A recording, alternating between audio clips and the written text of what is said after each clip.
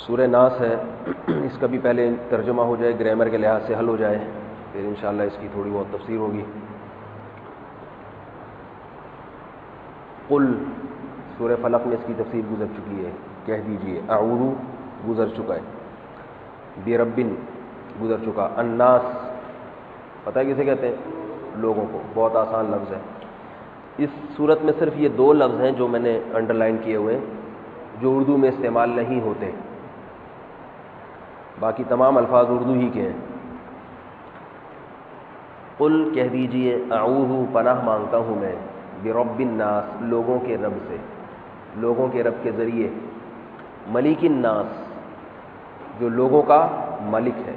مالک یوم الدین میں بتایا تھا نا، ملک بھی آتا ہے مالک بھی آتا ہے، دونوں کا ایک ہی مطلب ہے، لوگوں کا بادشاہ ہے، مالک ہے۔ الہ الناس، الہ کسے کہتے ہیں؟ الہ کسے کہتے ہیں؟ الہ معبود، لا الہ الا اللہ نہیں پڑھتے ہم؟ لا الہ آتا ہے؟ سنائیں، شاباش، اچھے بچے کلمہ طیبہ یاد رکھتے ہیں۔ الہ الناس لوگوں کا معبود ہے، یعنی عبادت کے لائق ہے۔ من شر من کا معنی بھی پتہ ہے، شر کا معنی بھی معلوم ہے آپ کو۔ الوسواس، الوسواس یہ اس کا ورب آتا ہے وسوسہ،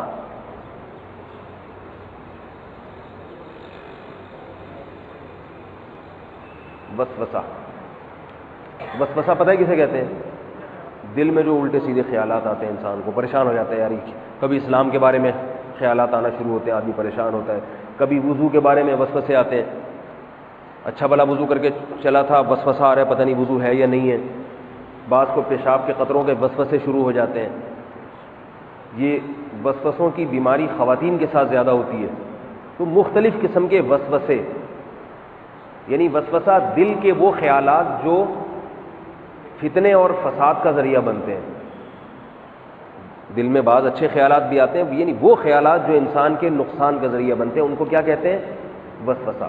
وسوسہ کبھی خود نہیں آتا، ہمیشہ کوئی نہ کوئی ڈالتا ہے، کبھی شیطان ڈالتا ہے دل میں، اور کبھی انسان بھی ڈالتے ہیں۔ انسان آ کے آپ سے الٹی سیدھی باتیں کرے گا، آپ اچھے بھلے ایک ٹریک پہ چل رہے تھے، اب آپ شبہ میں آ جاؤ گے، پتہ نہیں میرا راستہ صحیح ہے یا نہیں۔ تبلیغ میں وقت لگا کر آئے 4 مہینے، بڑے اچھے بھائی ماشاءاللہ بڑی اچھی جماعت ہے، اور اتنے میرے گناہ چھوٹ گئے، عقائد کوئی مل گیا آپ کو، اس نے کہا یہ تو یوں ہے، یہ تو یوں ہے۔ ایک اچھے بھلے ٹریک پر چل رہے تھے، اس کا کہنے والے کا مقصد کوئی مثبت کام نہیں ہوتا، آپ کو راستے سے ہٹا دیا۔ یا کوئی کسی عالم کے پاس تھے آپ کو ان سے فیض حاصل ہو رہا تھا، چاہے سعودی عرب کے ہوں، چاہے یمن کے ہوں، چاہے شام کے ہوں، کہیں بھی، ہدایت کے تو مراکز دنیا میں بہت زیادہ ہیں۔ اب آپ ان سے فائدہ اٹھا رہے تھے، اللہ کی محبت دل میں پیدا ہو رہی تھی، دین کا فائدہ ہو رہا تھا، کسی نے آپ کو آ کے الٹی سیدھی باتیں کر کے ان کے خلاف ورغلا دیا، اس سے کیا ہوا؟ آپ کی دین میں ترقی رک گئی۔ البتہ کسی باطل کے پاس تھے اور کسی نے آ کے آپ کا نظریہ درست کر دیا، دین میں ترقی رکی بھی ترقی کو بڑھا دیا، تو یہ وسوسہ نہیں کہلائے گا، سمجھ رہے ہیں نا؟ تو من شر الوسواس، یہ جو اس طرح کے وسوسے یہ انسان پھیلاتے ہیں۔ من شر الوسواس، وسواس یہ وسوسہ سے مبالغے کا صیغہ ہے، وسوسے ڈالنے والا بہت زیادہ، جیسے نفاثات مبالغہ تھا نا، کیونکہ مبالغہ اس لیے کہ جو جھاڑ پھونک کرتے ہیں نا، جادو ٹونے، وہ پھر کرتے رہتے ہیں، ایک آدھ دفعہ کر کے چھوڑتے نہیں ہیں۔ تو ایسے ہی جو جن لوگوں کا کام وسوسے ڈالنا ہے، تو وہ ایک آدھ دفعہ نہیں، ان کا کام ہی پھر تخریب کاری ہوتی ہے، وہ کبھی چپ نہیں ہوتے، ہمیشہ ایسے کام کرتے ہیں جس سے دلوں میں وسوسے پیدا ہوں اور انسان سیدھے راستے سے ہٹ جائے۔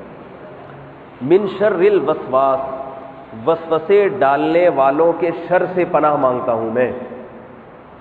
الخناس، یہ لفظ بھی نیا لفظ ہے آپ کے لیے۔ الخناس، خنس عربی میں کہتے ہیں پیچھے ہٹنے کو، خناس مبالغہ ہے، بہت زیادہ پیچھے ہٹنے والا۔ خناس کا کیا مطلب؟ اردو میں تو یہ کسی اور معنی میں استعمال کرتے ہیں، دماغ میں خناس بھرا ہوا ہے آپ کے، اردو میں استعمال ہوتا ہے یہ لفظ، لیکن کسی اور معنی میں۔ عربی میں کیا مطلب ہے اس کا؟ بہت زیادہ پیچھے ہٹنے والا۔ وسوسے ڈالنے والے جتنے بھی ہوتے ہیں نا، جیسے وہ وسوسے ڈالنے کے لیے آگے بہت بڑھتے ہیں، ایسے ہی پیچھے بھی بہت ہٹتے ہیں.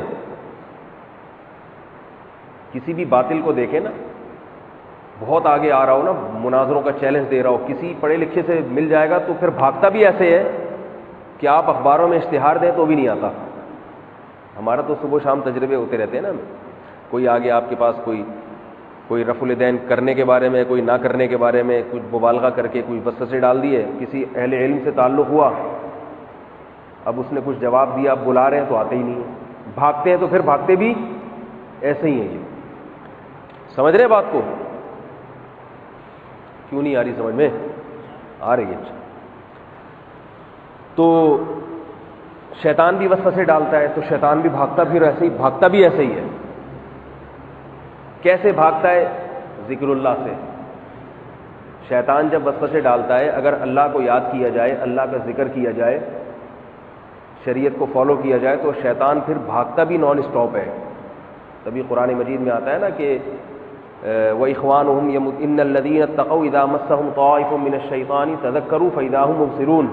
جو ہمارے پرہیزگار لوگ ہیں، جب ان کو شیطان کوئی نقصان پہنچاتا ہے، وہ اللہ کو یاد کرتے ہیں اور پھر فَإِذَا هُمْ مُبْصِرُونَ، صاحب بصیرت بن جاتے ہیں، انہیں دودھ کا دودھ پانی کا پانی نظر آ جاتا ہے، حق اور باطل بالکل واضح نظر آ جاتا ہے.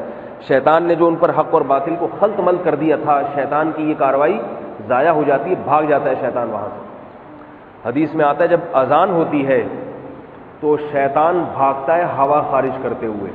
حدیث کے الفاظ بتا رہا ہوں.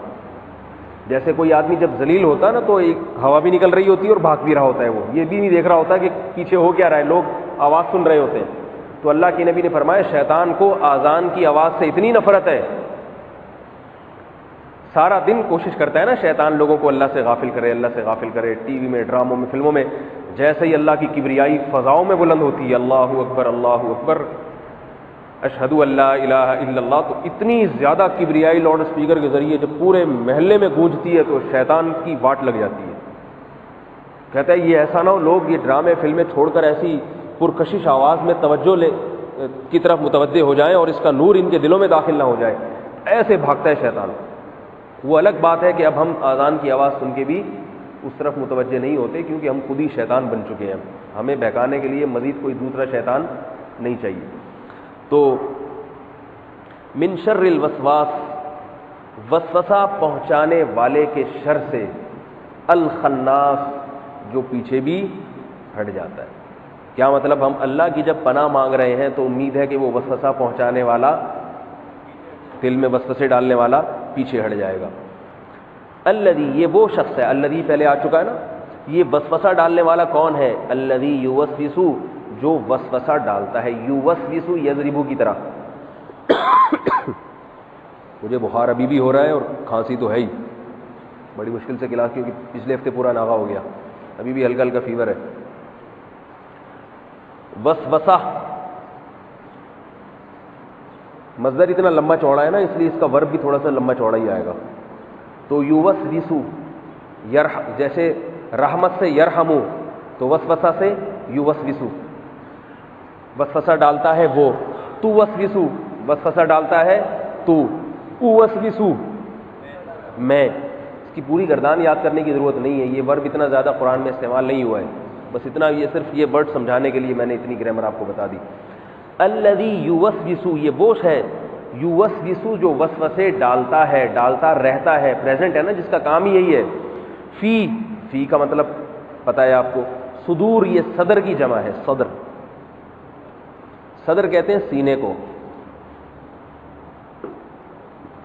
سینہ پتہ ہے؟ کپڑے سینہ،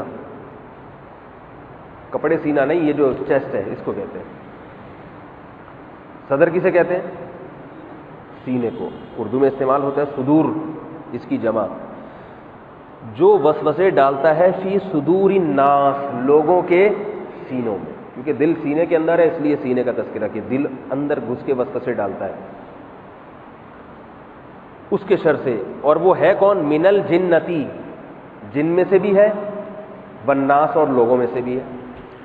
شیطان بھی چونکہ جن ہے نا، اس لیے شیطان کو یہاں جنہ سے تعبیر کیا.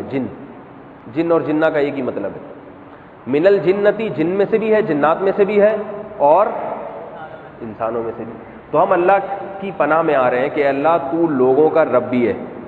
یہاں بھی رب کی صفت کو ذکر کیا, اس کی وجہ میں نے سورہ فلق میں بیان کر دی ہے. تو رب ہے, پالنے والا ہے, تو اس فتنے سے بھی ہمیں بچا. پالنے والا تو ہر قسم کے شر سے بچاتا ہے, اور تو لوگوں کا رب بھی ہے, بادشاہ بھی ہے, معبود بھی ہے. کیونکہ پناہ مانگنے والے لوگ ہیں نا, ہم لوگ پناہ مانگ رہے ہیں, تو اس لیے اب یہاں پر فلق کا تذکرہ نہیں ہے. وہاں جن چیزوں سے پناہ مانگی تھی سورہ فلق میں, وہ چیزیں اس قسم کی تھیں, اس میں اللہ کو صبح کا واسطہ دینا ضروری تھا کہ صبح کا رب ہے, کیونکہ رات کی تنہائیوں سے, رات کے شر سے بچائے گا آپ کو. یہاں عام لوگوں کا تذکرہ کیا, کیونکہ ہم سب لوگ اللہ سے پناہ مانگ رہے ہیں. تو اللہ ہمارا رب ہے, اور رب کا کام ہے مصیبتوں سے بچانا. ہم کہہ رہے ہیں اللہ صرف رب نہیں ہے, پالنے والا بھی ہے, بادشاہ بھی تو ہے ہمارا مالک, اور ہمارا معبود. ہم عبادت بھی کس کی کرتے ہیں؟ تیری. کیا مطلب؟ جب پکارتے ہیں تو صرف تجھے پکارتے ہیں. سورہ فاتحہ میں ہم نے اللہ سے کہا تھا نا, ایاک نعبد و ایاک نستعین, تجھی سے مانگتے ہیں. تو یہ قواعد پورے کر دیے ہم نے. پھر ہم مانگو گے تو اللہ دے گا. آپ اگر کسی کے پاس جائیں اور کہیں کہ بھائی مجھے قرضہ چاہیے, کیوں چاہیے بھائی آپ کو؟ بھائی آپ بہت بڑے سیٹ ہیں, آپ مدد کر سکتے ہیں. کہہ رہے کبھی تو ادھر جاتے ہو, کبھی اس کے پاس مانگتے ہو. تو اگر آپ اسے کہیں بھائی مجھے آپ سے جس قسم کا تعلق ہے نا, جب بھی ضرورت پڑتی ہے میں آپ کے پاس ہی آتا ہوں, تو اس سے اس کو تھوڑی غیرت آئے گی نا کہ دیکھو مجھے یہ سمجھتا ہے ایسا. اور اگر آپ کہیں میں ادھر بھی جاتا ہوں, ابھی غفار بھائی کے پاس بھی گیا تھا, کلیم بھائی کے پاس بھی گیا تھا, وہ کہے گا جاؤ پھر ادھر ہی جاؤ, اتنے لوگوں کے پاس جاتے ہو تو. لیکن انسان کی طبیعت میں چونکہ بخل ہے, کنجوسی ہے. آپ اگر انسان سے کہنا میں صرف آپ کے پاس آیا ہوں, تو وہ کہے گا صرف میں ہی ملا ہوں تمہیں بیوقوف بنانے کے لیے. سمجھ میں آ رہی بات؟ لیکن اللہ سخی ہے, اللہ چاہتے ہیں صرف میں ہی ہونا چاہیے, صرف میں ہی ہوں جس سے مانگو. تو اس لیے جب اللہ کو یہ کہا جاتا ہے کہ اللہ صرف تجھی سے مانگتے ہیں, تو اللہ اس سے خوش ہوتے ہیں.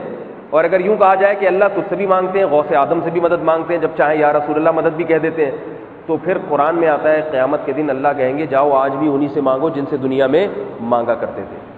تو یہاں بھی یہی سکھایا ہے کہ اللہ تو ہمارا معبود ہے. معبود کیا مطلب؟ دعائیں بھی تجھ سے مانگتے ہیں, عبادت بھی تیری ہی کرتے ہیں. تو لہذا ان تین صفات کا واسطہ دے کے پناہ مانگی جا رہی ہے ایک چیز سے. وہ کیا چیز ہے؟ وسوسوں کے شر سے بچا لے ہمیں. ایسے وسوسے ڈالنے والے کہ جب تیرا ذکر کیا جائے یا کسی دلائل کی دنیا میں جواب دیا جائے تو فوراً پیٹ پھیر کے بھاگ جاتے ہیں. اتنے کمزور ہیں, اتنے کمزور, مگر ان کا وسوسہ اگر تیری پناہ نہ ہو تو پھر بڑا طاقتور وسوسہ ہے. جتنے باطل فرقے ہیں ان کی دلیل کچھ بھی نہیں ہوتی بیچاروں کے پاس. جتنے بھی باطل لوگ ہیں نا جو وسوسے ڈالتے رہتے ہیں, کبھی آپ کو کہیں گے تمہارا فرقہ صحیح نہیں ہے, کبھی کہیں گے تم غلط ہو, کبھی غیر مسلم اسلام کے بارے میں وسوسے ڈالتا ہے, محمد صلی اللہ علیہ وسلم کی شخصیت کو متنازع بنا دے گا. تو ان کے پاس دلائل کچھ نہیں ہے. ذرا سا آپ کوئی پڑھا لکھا ان سے بات کرے فوراً بھاگ جاتے ہیں. مگر یہ ہوگا کہ جب اللہ کی مدد ہوگی. اللہ کی مدد نہ ہو تو یہی کمزور مکڑی کے جالے آپ کو برباد کرنے کے لیے کافی بن جاتے ہیں. تو اس میں بتایا جا رہا ہے ہم اپنے علم پر اور اپنی کاوشوں پہ ناز نہیں کرتے, بلکہ ہم اللہ کے ذریعے پناہ مانگتے ہیں ان کم بختوں سے, ان شر پسندوں سے. تو اللہ جس کو بچائے گا وہ بچ جائے گا. تو من شر الوسواس, وسوسے ڈالنے والوں کے شر سے, الخناس, جو وسوسے ڈال کے پیچھے ہٹ جاتے ہیں, الذی یوسوس فی صدور الناس, اے اللہ ان لوگوں کے شر سے جو لوگوں کے دلوں میں وسوسے ڈالتے ہیں. بات تو زبان سے کرے گا مگر اثر اس کا کہاں ہوگا؟ ہمارے ایک رشتہ دار تبلیغ میں وقت لگاتے تھے, بہت نیک پرہیزگار. کوئی منکر حدیث ان کے پاس آیا اور ان کو حدیث کی حجیت کے بارے میں شکوک و شبہات ڈال دی. دیکھو بخاری میں ایک حدیث یہ ہے, دوسری اس کے متعارض آ رہی ہے, تو یہ کوئی رسول کا کلام تو نہیں ہے. اور یہ بخاری تو 3 صدی میں لکھی گئی ہے, نبی کے 300 سال کے بعد. 300 سال کے بعد کیا اوتھینٹک, کیا یہ ان کو اوتھینٹک کہا جا سکتا ہے کیا؟ اب وہ منکر حدیث تو نہیں بنے ہمارے وہ رشتہ دار, لیکن دل میں وسوسے آ گئے نا, تبلیغ کو بھی چھوڑ دیا, نماز بھی چھوڑ دی, داڑھی بھی کٹا لی, اب نہ ادھر کے نہ ادھر کے. حالانکہ ایک وقت میں بہت دینی ترقی ساری ختم ہو گئی, آج تک ایسے ہی ہے. بس اب بعد میں خیال آیا چلو نماز تو پڑھ لیا کرو, اب نماز پڑھ لیتے ہیں صرف, باقی سارا حساب ختم ہو گیا. تو یہ وسوسہ ہوتا ہے الذی یوسوس فی صدور الناس, جو لوگوں کے دلوں میں وسوسے ڈالتے ہیں, من الجنتی, جنات میں سے بھی اور انسانوں میں سے بھی, یعنی شیطان. شیطان بھی وسوسے ڈالتا ہے انسان کے دل میں آ کے. میں نے بتایا وہمیوں کو یہ جو وسوسے ہوتے ہیں وضو ہی نہیں باقی رہ رہا کم بختوں کا, پھر ہمیں پریشان کر کے ہمیں بھی وہمی بنا دیتے ہیں. تو میں تو فوراً سورہ فلق جیسی کسی وہمی نمبر 38 کا فون آیا, 37 کا فون آیا, اس میں نے وہمیوں کی لسٹ بنائی ہوئی ہے. فون سنتا ہی نہیں, کیونکہ وہ تو وہمی ہے, اگر زیادہ سنو گے تو خود بھی وہمی ہو جاؤ گے آپ. پتہ ہے آپ کو, وہ ایک آدمی کسی ڈاکٹر صاحب کے پاس گیا, جلدی جلدی سنا دوں, کہنے لگا میں نفسیاتی مریض ہو گیا ہوں, نفسیاتی ڈاکٹر کے پاس گیا تھا. ڈاکٹر نے کہا کیا ہوا؟ کہہ رہے ہیں ہوا یہ کہ میں نے کسی خاتون سے شادی کی, اس خاتون سے پہلے سے بھی کوئی اولاد تھی, سمجھ رہے ہیں نا. اب وہ جو جس خاتون کی جو اولاد تھی, تو میری اپنی جو بیٹی تھی پہلی بیوی سے, ان دونوں کی شادی ہو گئی. اب اس لحاظ سے دیکھا جائے کہ وہ خاتون کا جو بیٹا تھا وہ تو میرا سوتیلا بیٹا ہے, لیکن اگر میں اپنی بیٹی کے لحاظ سے دیکھوں تو وہ میرا داماد ہے, اور پھر ان کے بچے ہوئے, تو اگر اس لحاظ سے دیکھا جائے تو وہ میرا پوتے ہیں, اور اگر اس لحاظ سے دیکھوں تو وہ میرے کیا ہیں, نواسے ہیں. پھر ان کی شادی ہو گئی میری وائف جو فرسٹ وائف تھی ان کے کزن سے, پھر ان کے جو بچے ہوئے. اب وہ اتنا گھمایا ہے نا اس نے, اس لحاظ سے دیکھو تو یوں اور اس لحاظ سے دیکھو تو یوں, تو میں شارٹ کر رہا ہوں. پھر اس کی فلاں سے شادی ہو گئی جو میرا کزن لگتا تھا, پھر اس لحاظ سے دیکھو تو وہ میرا بھتیجا, اس لحاظ سے دیکھو تو وہی میری ماں بن رہی ہے. تو اتنا پریشان کیا اس نے ڈاکٹر کو. ڈاکٹر کہتے ہیں خدا کے بندے چپ ہو جا, میرا بھی دماغ خراب ہو, کیونکہ ڈاکٹر بھی اسی گتھیاں سلجھا رہا تھا. واقعی اس لحاظ سے دیکھو تو یہ اس کا بیٹا ہے, اس لحاظ سے دیکھو تو بہو ہے, اس لحاظ سے دیکھو تو کیا ہے. اب اس کی یہ سمجھ میں نہیں آ رہا میں کس کو کون سی عزت دوں, اپنے اس داماد کو بیٹا سمجھ کے محبت دوں یا داماد سمجھ کے گھر سے جوتے مار کے باہر نکالوں. تو یہ بھی کیا بھائی, چھوڑ ایسی کی تیسی, جو بھی سمجھ تو ایک چیز متعین کر کے بس آئندہ وہی سمجھنا شروع کر دے. تو جو وہمی ہوتے ہیں نا ان کا دنیا میں کوئی علاج نہیں ہوتا. تو یہ جب آپ سے زیادہ باتیں کریں گے آپ کو بھی پاگل بنا دیتے ہیں. جیسے میں کہتا ہوں یہ تعویذ گنڈے والے ان کے پاس نہ جایا کرو, کیونکہ یہ چلے کر کر کے خود تو پاگل ہوتے ہیں. آپ زیادہ بیٹھو گے آپ بھی دماغی توازن کھو بیٹھو گے. من الجنتی والناس, جو جنات میں سے بھی ہے اور انسانوں میں سے بھی. جنات کے وساوس میں نے بتایا, شیاطین آتے ہیں انسان کو پریشان کرتے ہیں. جن چڑھ جاتا ہے بعض دفعہ لوگوں پر, وہ بھی جن کا دل پہ قبضہ کر لیتا ہے. اور انسانوں کے وسوسے کیا ہوتے ہیں وہ بھی میں نے آپ کو بتا دی. غیر مسلم جو اسلام کے بارے میں شبہات ڈالتے ہیں, پھر مسلمانوں میں جو باطل فرقے ہیں وہ اہل حق کے بارے میں کیچڑ اچھالتے ہیں, اکابر پہ کیچڑ اچھال کے, فروعی مسائل میں کیچڑ اچھال کے. یہ تمہارے پاس تو اس مسئلے کی کوئی دلیل نہیں ہے, تمہارے پاس ایک عامی آدمی بیچارے کو دلائل کا پتہ نہیں ہوتا. لیکن جب کسی عالم کو لے آؤ پڑھے لکھے کو تو پھر یہ ایسے بھاگتے ہیں الخناس, جیسے بتایا نا قرآن نے, خناس کی طرف بھاگتے ہیں. تو ہمیں یہ ترغیب دی جا رہی ہے کہ ان تمام قسم کے شر پسندوں سے اللہ کی پناہ مانگو. سمجھ رہے بات کو؟ اب دیکھو سورہ فلق میں کیا خاص بات تھی, اللہ کی 3 صفات ذکر تھی. رب فلق, اللہ کی ایک صفت ذکر تھی, قل اعوذ برب الفلق, اور پناہ مانگی گئی تھی 3 چیزوں سے. من شر ما خلق تو ایک کامن چیز ہے, کامن ہے نا. آگے جو 3 چیزیں الگ سے ذکر کی, من شر غاسق اذا وقب, تاریک رات. نمبر 2 نفاثات, جو پھونک مارتی ہیں جادوگرنیاں. اور نمبر 3 حاسدین. اللہ کی ایک صفت کا ذکر, پناہ کتنی چیزوں سے؟ 3 چیزوں سے. یہاں اللہ کی 3 صفات کا ذکر, پناہ ایک چیز سے. نہیں یاری بات سمجھ میں؟ وہاں اللہ کو اس کی ایک صفت کا واسطہ دیا ہے, پناہ مانگی گئی ہے 3 چیزوں سے. یہاں اللہ کو اس کی 3 صفات کا واسطہ دیا, پناہ صرف ایک چیز سے مانگی. کیوں؟ اہمیت بتانے کے لیے کہ یہ چیز, یہ والا فتنہ ان تینوں فتنوں پر بھاری ہے. اس میں اللہ کو واسطے زیادہ دیے, مانگی کم چیز ہے, لیکن یہ ایک ہی بہت بھاری بھرکم ہے. وہاں اللہ کو واسطے کم دیے, مانگی 3 چیزیں ہیں. سمجھ رہے ہو بات کو؟ سب سے بڑا فتنہ جو انسان کی بربادی کا ذریعہ بنتا ہے, یہ وہ لوگ ہیں, یہ شیطان جو انسان کو برگلاتا ہے. شیطان برگلاتا ہے تمہاری عمر بہت ہے, توبہ بعد میں کر لینا. یہ بھی شیطان کا وسوسہ ہے. جوان آدمی کو کیا کہتے ہیں, چھوڑو بڑھاپے میں توبہ کر لینا. یہ شیطان کا وسوسہ ہے. وَزَيَّنَ لَهُمُ الشَّيْطَانُ أَعْمَالَهُمْ, برے عمل کو چمک پٹیاں لگا کے پیش کرتا ہے, دیکھو کتنا اچھا عمل ہے. ہوگا گوبر, گناہ ہے, زنا ہے, شراب ہے, گندگی ہے, مگر اسے کلچر بنا کے پیش کرے گا. کیا ہے یہ, تو انجوائے کرنے والی دنیا ہے, کیا ہے اس میں؟ یہ بھی شیطان کا شر ہے. اسی طرح وسوسے, بہمی بنا دینا, جنات کا کسی پہ مسلط ہو جانا, یہ سب سے خطرناک فتنے ہیں. اسی طرح انسانوں کا آ کے آپ کے دل میں وسوسے ڈالنا. ان وسوسوں میں یہ بھی ہے کہ میاں بیوی محبت سے رہ رہے ہیں, کسی نے آ کے ایسی باتیں کی کہ آپ کے دل میں, شوہر کے دل میں بیوی کے بارے میں وسوسے آ گئے, بیوی کے دل میں شوہر کے بارے میں. یہ کام بھی کون کرتا ہے؟ انسان. سمجھ رہے ہیں نا؟ مذہب برحق کے بارے میں وسوسے ڈال کے آپ کو مذہب سے ورغلا دینا, ہٹا دینا. تو یہ فتنے ان تینوں فتنوں سے بڑے ہیں, کیونکہ ان تین فتنوں کا زیادہ تعلق ہے دنیا سے, اور اس ایک فتنے کا زیادہ تعلق ہے آخرت سے. وسوسے سے آخرت برباد ہوتی ہے, اور رات کی تاریکیوں سے اکثر دنیا خراب ہوتی ہے. اکثر جادو سے اکثر دنیا خراب ہوتی ہے, آپ کی دنیا بھی نقصان ہو جائے گا کوئی. اور تیسری چیز جو سورہ فلق میں تھی, حسد, اس سے بھی اکثر دنیا خراب ہوتی ہے. حسد کرنے والا آخرت کا نقصان نہیں کرتا آپ کا, اس کو یہ فکر ہی نہیں ہوتی. وہ تو دنیا میں وہ تو گاڑی ہے نا, وہ گاڑی چھن جائے. تبلیغ میں بے شک 4 مہینے لگا کے آ جاؤ آپ, عام طور پر خانقاہ میں چلے جاؤ, وہ اس سے کوئی, جب دنیا دیکھتا ہے نا تو زیادہ, عام طور پر قاعدہ کلیہ نہیں ہے, بعض دفعہ آخرت کے لیے یہاں سے بھی نقصان پہنچاتا ہے حسد کرنے والا. تو ان تین چیزوں میں آخرت کا نقصان زیادہ ہے, دنیا کا نقصان, اور اس میں آخرت کا. لہذا یہاں اللہ کو 3 صفات کے واسطے دے کے ایک چیز مانگی گئی ہے اللہ تعالیٰ سے.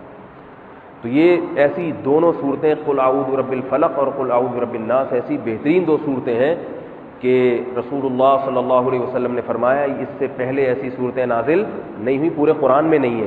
کس لحاظ سے؟ میں نے بتایا آپ کو کہ سورہ فاتحہ ایک الگ لحاظ سے افضل ہے, اور اس کی افضلیت پناہ مانگنے کے لحاظ سے. اس میں بڑی جامع دعائیں ہیں, ہر چیز سے پناہ مانگی گئی. نبی صلی اللہ علیہ وسلم کا معمول تھا کہ رات کو یہ دونوں صورتیں اپنے اوپر دم کیا کرتے تھے. دم کیسے کرتے تھے یہ میں نے پچھلے لیکچر میں بتا دیا آپ کو. وہ بھی انشاءاللہ وہ صورتوں کے فضائل پر وہ بھی دے دوں گا پیپر, تو نیٹ پہ مل جائے گا, اس میں بھی انشاءاللہ آپ لوگ تفصیلات پڑھ لیجیے گا. اور یہ دونوں صورتیں صحابہ کرام تابعین کا معمول تھا, اپنے بچوں کو زبانی یاد کراتے تھے تاکہ بچے رات کو پڑھ کے سوئیں. اور اتنی یاد ہوتی تھی مسلمانوں کو یہ صورتیں کہ عبداللہ بن مسعود رضی اللہ تعالیٰ عنہ نے جو قرآن مجید کا نسخہ تھا ان میں یہ دونوں صورتیں لکھی نہیں تھیں. سورہ فاتحہ بھی نہیں لکھی اور یہ بھی نہیں لکھی. کسی نے پوچھا تو آپ نے فرمایا یہ دونوں صورتیں لکھنے کی ضرورت ہی نہیں ہے, کیونکہ یہ تو ہر مسلمان کو یاد ہوتی ہیں. اس سے پتہ چلتا ہے کہ سورہ فاتحہ اور یہ 2 صورتیں کسی کو اگر یاد نہیں ہیں تو شاید صحابہ کے دور میں ایسے مسلمان کا تصور ہی نہیں تھا. تو جب بھی دم, کوئی جن ہو, چڑیل ہو, کوئی بھی خطرہ ہو, میں لوگوں کو بتاتا ہوں کہ روحانی علاج والے کے پاس جانے کی ضرورت نہیں ہے, یہ الو بنائے گا آپ کو. کیا کرو, یہ دونوں صورتیں سورہ فاتحہ ہے اور اس کے ساتھ قل هو اللہ احد بھی ملا لو, کیونکہ حدیث میں قل هو اللہ احد کی بھی ترغیب ہے, سورہ اخلاص کی. تو یہ 3 صورتیں پڑھ کے دم کر لیا کرو, اس سے زیادہ اچھا انشاءاللہ آپ لوگوں کو فائدہ ہوگا. اور کوئی بات ان صورتوں کے متعلق کسی کے ذہن میں ہو پھر وہ لائیو سیشن میں آپ لوگ پوچھ سکتے ہیں. گرامر کے لحاظ سے سمجھ میں آ گیا نا سارا حساب کتاب؟ ٹھیک ہے. وما علینا الا البلاغ.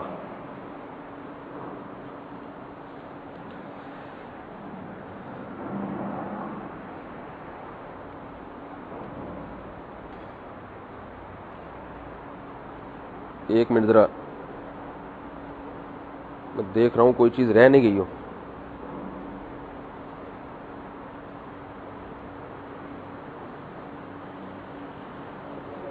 ایک سیکنڈ, تھوڑی سی 1-2 چیزیں بتانی تھی.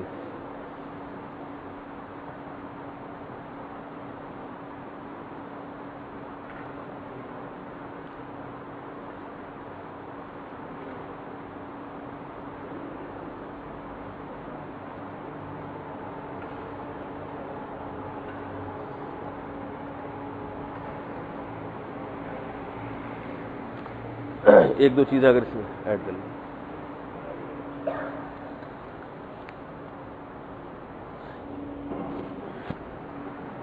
ایک دو چیزیں سبق سے متعلق تھوڑی سی.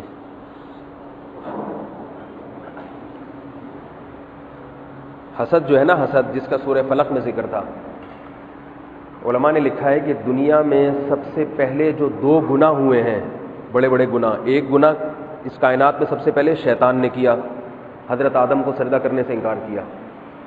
دوسرا گناہ جب آدم علیہ السلام اس دنیا میں آئے ہیں تو ان کے بیٹے قابیل نے حابیل کو قتل کر دیا. یہ 2 بڑے جرائم اس کائنات میں سب سے پہلے ہوئے. علماء نے لکھا ان دونوں جرائم کی بنیاد تھی حسد, جیلیسی. شیطان نے کیا کہ بھئی مٹی سے بنایا، میں اس کو سجدہ کیوں کروں؟ حسد نا، خلقتنی من نار وخلقتہ من طین، تو حسد اتنی بری چیز ہے۔ اور قابیل نے حابیل کو قتل کیوں کیا؟ اس لیے کہ حابیل کا نکاح جس لڑکی سے ہونے والا تھا وہ بہت خوبصورت تھی، قابیل کو اپنے بھائی سے حسد ہوا کہ اس کے نکاح میں اتنی خوبصورت عورت کیوں جا رہی ہے، میں اس سے شادی کروں گا، اپنے بھائی کو نہیں کرنے دوں گا۔ یہ بھی جیلسی ہے نا۔ تو اس لالچ میں آ کے اپنے جگری، اپنے بالکل جو ہے وہ بھائی کو، سگے بھائی کو قتل کر دیا۔ تو یہ دونوں جرائم کس بنیاد پر ہوئے؟ اس سے پتہ چلتا ہے کہ حسد کتنی بری چیز ہے اور قتل تک انسان کو پہنچا دیتی ہے۔ حاسد کا تو نقصان ہوتا ہی ہوتا ہے، دوسرے کا بھی ہوتا ہے۔ وسوسے پر ایک حدیث ہے کہ وسوسے شیطان کیسے ڈالتا ہے، اور نبی صلی اللہ علیہ وسلم وسوسوں سے بچنے کی فکر کیسے کرتے تھے۔ حدیث میں آتا ہے رسول اللہ صلی اللہ علیہ وسلم اپنی زوجہ حضرت صفیہ رضی اللہ تعالی عنہا کے ساتھ کہیں کھڑے ہوئے تھے، ایک صحابی کا دور سے گزر ہوا، آپ صلی اللہ علیہ وسلم نے ان صحابی کو بلایا اور فرمایا کہ تمہیں معلوم ہے یہ خاتون کون ہے؟ فرمایا نہیں۔ فرمایا یہ میری زوجہ صفیہ ہیں۔ تو صحابی نے حیران ہوئے، یا رسول اللہ آپ یہ کیوں وضاحت کر رہے ہیں؟ حدیث کا مفہوم ہے، یہ حدیث آپ کو بھیج دی جائے گی۔ تو آپ صلی اللہ علیہ وسلم نے فرمایا کہ شیطان انسان کے دل میں گھس کے وسوسے ڈالتا ہے۔ تمہارے دل میں یہ وسوسہ آ سکتا تھا کہ محمد صلی اللہ علیہ وسلم کسی نامحرم عورت کے ساتھ ایسے تنہائی میں کھڑے ہوئے، تو چونکہ نظر تو نہیں آتا، پردہ بھی تھا، تو یہ اس سے پتہ چلتا ہے کہ یہ شیطان جب وسوسہ کسی کے دل میں ڈالتا ہے نا، دیکھو نبی نے اہتمام کیا نا، حالانکہ آپ کو صحابی کے ایمان پر اطمینان تھا، مگر شیطان پر اطمینان نہیں تھا کہ شیطان کچھ بھی کر سکتا ہے، تو آپ نے شیطان کے اس وسوسے سے کا علاج کیا کیا؟ صحابی کو بلا کر وضاحت کر دی۔ تو اس سے دونوں باتیں پتہ چلتی ہیں۔ ایک تو یہ کہ اگر آپ کے خلاف کسی کے دل میں وسوسے کا خطرہ ہے تو آپ کو چاہیے آپ خود ہی وضاحت کر دیں، اس کی امتحان میں نہ ڈالیں اس کو۔ دوسری بات یہ کہ شیطان اتنا خبیث ہے کہ صحابی جو پیغمبر کو اپنی آنکھوں سے دیکھ رہے ہیں، ان کے معجزات دیکھے ہیں، شیطان ان کے دل میں بھی کس کے خلاف وسوسہ ڈال سکتا ہے؟ پیغمبر اسلام کے بارے میں، ان صحابہ جنہوں نے اتنی قربانیاں دی۔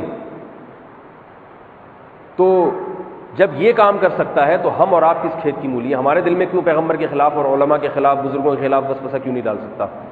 تو اس لیے اتنی خطرناک چیز ہے وسوسہ۔ اس لیے اس صورت میں اللہ نے حکم دیا کہ اللہ تعالیٰ کی پناہ مانگا کرو اس قسم کے وسوسوں سے، اچھے بھلے آدمی کو سے بدگمان نہ ہو جاؤ، پیغمبر سے، اسلام سے بدگمان نہ ہو جاؤ۔ اللہ تعالیٰ سمجھنے کی، عمل کی توفیق عطا فرمائے۔